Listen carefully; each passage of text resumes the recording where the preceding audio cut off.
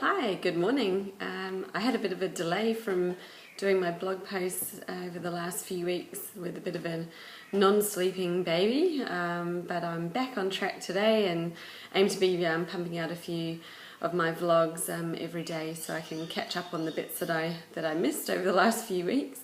Today I'm just talking about how I chose my brand name. That's the next step in the process. And I actually chose two brand names for my business. One for my main website as a business coach, which is jessicaosborne.com, and the other one was for my online school where I plan to have my online courses. So I had two names to choose and register domains for, and then I could go forward with developing the actual brands after that. So I'm just going to run you through a few steps of the process that I took to choose my names and how I came about them. The first step that I did was to brainstorm some keywords in relation to my online school. For my coaching business, obviously my name was the first thing, so I didn't really need to brainstorm that. I went straight to the next step. But for my online school, I wanted to brainstorm some keywords that were relevant and definitely search friendly as well.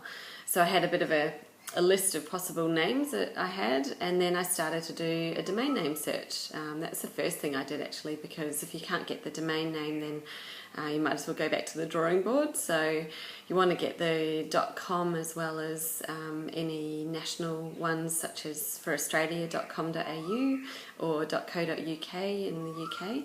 And make sure you can get all of the variations on your chosen name, because you don't want to have someone else owning the same name but just a different ending on it, and that's a really easy way to get confused. So that was what I did first, and I checked jessicaosborne.com, and luckily no one had it. So bang, that's me straight away. I can register my own name as my domain and get all the endings that I wanted. So I just went with the .com.au and .com because they're the most important ones for my business at the moment.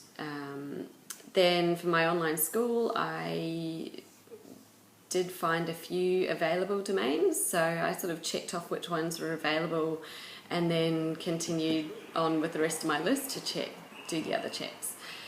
So the next one was a trademark check, just to see if anyone already owns or had registered the names that I wanted, and luckily I could obviously have Jessica Osborne as my name, so no one can trademark it.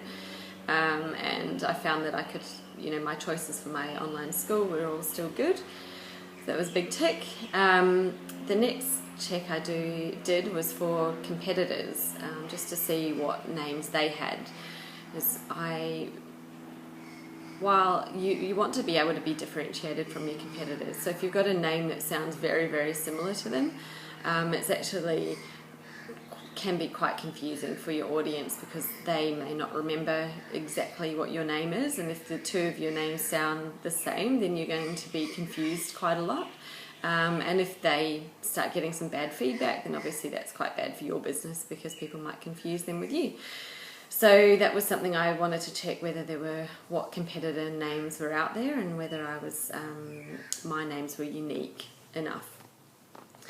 And then I do a Google search so that I can see whether there's any existing businesses that I hadn't yet found, maybe in other industries, but that had the same name as me.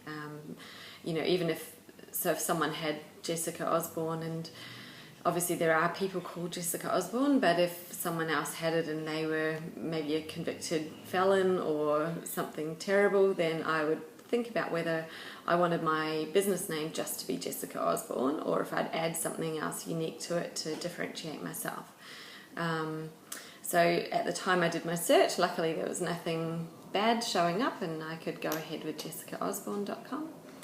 And the final check I did was just on Facebook and Instagram, just to see what social handles were available and make sure I could get the social handles that I wanted that were my name. And my business online school as well, through the end of the process, I came up with Brand X Academy, which is short for Brand Experience Academy.